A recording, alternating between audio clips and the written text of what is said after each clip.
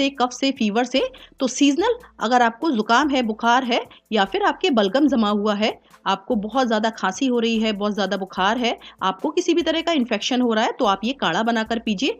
बहुत ही बेहतरीन नुस्खा है, इसको आप फॉलो करके ज़रूर देखिएगा, आपको बहुत ज़्यादा फ़ायदा होगा।